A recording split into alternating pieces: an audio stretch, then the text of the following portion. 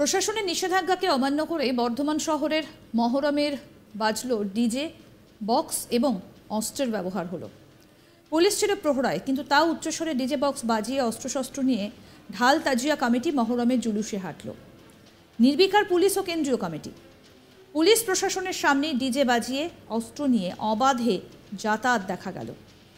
কেন্দ্রীয় মহরম কমিটি জানালো সামনের বার থেকে তারা ব্যবস্থা নেবেন। তবে নিষেধাজ্ঞা যে ছিল এটা কিন্তু তারাও জানেন। বলেন, ডিজে বক্সের আওয়াজে অনেকেই অসুস্থ হয়ে পড়ে, তাই ব্যাপারটা আমরা এবারে আটকাতে পারলাম না। সামনের বার থেকে সতর্ক করা হবে। শহর বর্ধমানের মহরম উপলক্ষে শোভাযাত্রার আয়োজন হয়ে আসছে বহু বছর আগে থেকেই। কারবালা থেকে রাজবাড়ি, বিসি রোড হয়ে কালাপাহাড়ি মাজার পর্যন্ত হয় এই শোভাযাত্রা। এই জুলুসে অংশ নিতে শহরের বিভিন্ন এলাকা এবং সংলগ্ন গ্রাম থেকে ঢাল, তাজিয়া ও আখড়া কমিটি তাদের তাজিয়া ঢাল নিয়ে শোভাযাত্রা করে এসে অংশ নেয়। 40টি ঢাল কমিটি, 29টি তাজিয়া, 12টি আখড়া কমিটি এবার বর্ধমানে কেন্দ্রীয় মহরম কমিটি আয়োজিত এই মহরমের জুলুসে অংশ নেয় বলে কমিটির তরফ থেকে জানিয়েছেন কমিটির সদস্য তথা আইনজীবী উদয় কোনার। একই সঙ্গে তিনি জানান, এবার মহরমের আগে কমিটিগুলোকে নিয়ে পুলিশ প্রশাসন এবং কেন্দ্রীয় মহরম কমিটির পক্ষ থেকে যে মিটিং হয়েছিল, যেখানে বলা হয়েছিল শব্দ এবং হাতিয়ারের ব্যবহারের ওপর নিয়ন্ত্রণ রাখতে হবে। আসুন এবার আপনাদের শোনাই এই বিষয় নিয়ে ঠিক কী বলা হয়েছিল, শুনুন। মহরমে বর্ধমান শহরে যে মহরমটা বেরিয়েছিল তাতে 40টা ঢাল আর 29টা তাজিয়া আর 12টা তোমার আখড়া আর 4টে মর্সিয়া আর হচ্ছে 6 জায়গায় আমাদের জনসত্তর ছিল। বিধিনিষেধ এবারে প্রশাসন থেকে জানিয়ে দেওয়া হয়েছিল যে অস্ত্র এবং অস্ত্র ব্যবহার করা যাবে না, আর হচ্ছে তোমার শব্দ ওই ডেক ব্যবহার ডিজে ব্যবহার করা যাবে না এবং শব্দ নিয়ন্ত্রণের মধ্যে রাখতে হবে। তো আমরা যে সময় প্রশাসনের মিটিং হয়েছিল সেই সময়ের পরে আমাদের প্রত্যেককে মহরম কমিটিকে বলে দেওয়া এটা সম্ভব হয়ে ওঠেনি। এটা আমরা যখন ওরা নিয়ে যায়, ওদের লাইসেন্স নিয়ে যায় প্রত্যেকটা আখড়া বা মহরম ঢাল থেকে বা মুর্শিয়া থেকে, তখন আমরা বলে দিই ওদের যে দেখো প্রশাসনের নিয়ম এটা আছে, তোমরা যতটা পারবে নিয়ম শৃঙ্খলাভাবে, যেমন বর্ধমান শহরের পুরনো ঐতিহ্য এবং মেনে যেন মহরমটা হয়, যেমন রাজার আমল থেকে এই মহরমটা হয়ে এসছে এবং বর্ধমান শহরের মহরমের একটা ঐতিহ্য আছে এবং এইটা আমরা যেভাবে নিয়ম শৃঙ্খলার মধ্যে আমরা শহরে প্রত্যেকটা মানুষকে আনন্দ উপভোগ করার সুযোগ করে দেবো, তাতে যেন কোনো মানুষের আনন্দের না হয়, কষ্ট না হয়, সেটা আমাদের দেখতে হবে, যেন কোনো মানুষের অসুবিধা না হয়, এটা আমাদের অবশ্যই দেখতে হবে। এইভাবে আমরা প্রত্যেকটা আখড়া কমিটি, ঢাল কমিটি এবং মর্শিয়া কমিটি প্রত্যেককেই আমরা অবহিত করেছিলাম।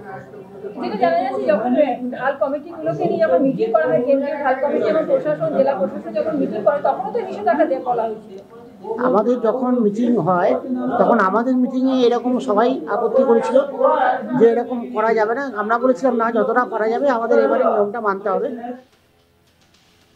আমাদের প্রতিনিধি সুজাতা কি প্রতিবেদন তুলে ধরেছেন, এবার শুনবো। দেখো, দীর্ঘ সময় ধরেই কিন্তু বর্ধমান শহরে ঐতিহাসিক মহরম পালিত হয়ে আসছে।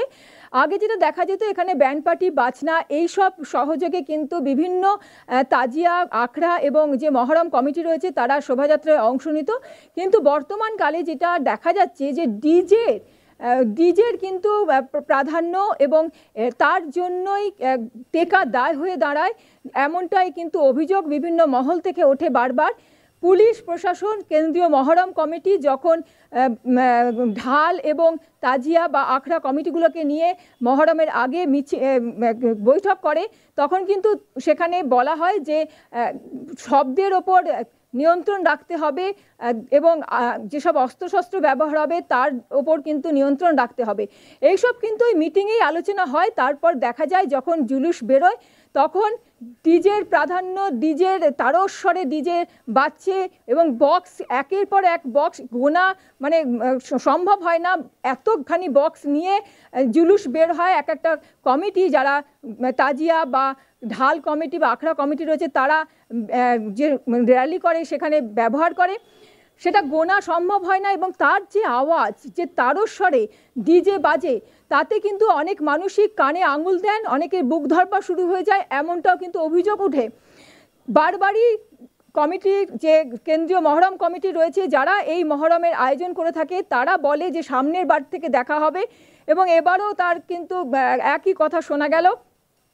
এছাড়াও যেটা দেখা গেল যে অস্ত্রের ঝঞ্ঝানাহাট, প্রায় প্রত্যেকের হাতেই ছোট ছোট বাচ্চা, তাদের হাতেও দেখা গেল ধারালো অস্ত্র, এবং বয়স্করা তারাও কিন্তু অস্ত্র নিয়ে বেরিয়েছে, এবং শুধু অস্ত্র নিয়ে বেরোয়েই নয়, সেই অস্ত্রকে রীতিমতো কিন্তু যাকে বলে ঘুরিয়ে ঘুরিয়ে এবং সেটাকে নিয়ে নাচ গানা করতে করতে এই জুলুসে অংশ নেওয়া। পুলিশ ছিল, প্রশাসন এবং পুলিশের নিগরানিতেই এগুলো হচ্ছিল, কারণ আমরা দেখলাম যে এখানে থানার পাশে কিন্তু রীতিমতো মঞ্চ করে প্রশাসনিক কর্তা ব্যক্তিরা, যেখানে জেলা শাসক, জেলা পুলিশ সুপার এবং যারা পুলিশ প্রশাসনের আধিকারিকরা রয়েছেন, তারা সেখানে বসে কিন্তু নজরদারি করেন। এই যারা জুলুস যে বেরোয়, সেখানে যেসব কমিটি অংশ নেয় তাদের ওপরেতে নজরদারি চালানো হয়। অন্যদিকে যেটা কেন্দ্রীয় মহরম কমিটি রয়েছে, তারাও কিন্তু অন্য জায়গায় একটা দিকেতে রীতিমতো প্যান্ডেল করে এই জুলুসের ওপরেতে যারা বের হয় তাদের ওপর কিন্তু নজরদারি চালায়, যাতে নিয়ম শৃঙ্খলার কোনো রকম অবনতি না ঘটে।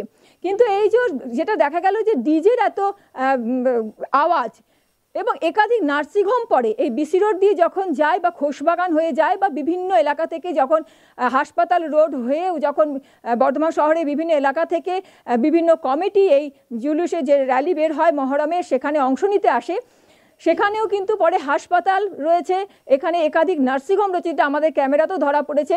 তার সামনে দিয়েই কিন্তু তারস্বরে ডিজে বাজাতে বাজাতে একাধিক বক্স নিয়ে কিন্তু তারা বর্ধমানে বিসি রোডে এসে পৌঁছায়।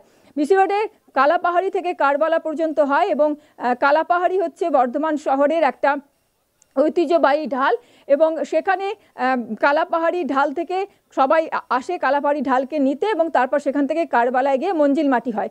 কারবালা পর্যন্ত যাওয়ার এই যে রাস্তাটা, বিসি রোডের পুরো এলাকাটা, এখানেও কিন্তু একাধিক নার্সিংহোম পড়ে, খোশবাগান রয়েছে, সেখানেও একাধিক নার্সিংহোম রয়েছে। তাদের রুগীদের কি অবস্থা হয়, কেননা এটা কিন্তু কেন্দ্রীয় যে মহরম কমিটি রয়েছে সেখানে থেকেও কিন্তু জানানো হচ্ছে যে হ্যাঁ, যারা মানুষজন, অনেক বয়স্ক মানুষও কিন্তু এই মহরমের শোভাযাত্রা দেখতে উপস্থিত হন, এবং তাদেরও কিন্তু সমস্যার সৃষ্টি হয় এত আওয়াজে। তাই তারা আগামীবার থেকে কিন্তু এই বিষয়টা খেয়াল রাখবেন, এবং তারা কড়া পদক্ষেপ নিতে চলেছেন। তাদের কিন্তু বলে দেওয়াই হবে যে যারা এরকম করে শব্দের ওপর নিয়ন্ত্রণ না রাখবে এবং যারা অস্ত্রের ওপর নিয়ন্ত্রণ না রাখবে, তাদের লাইসেন্স বাতিল করার মতো পদক্ষেপ নেওয়া হবে।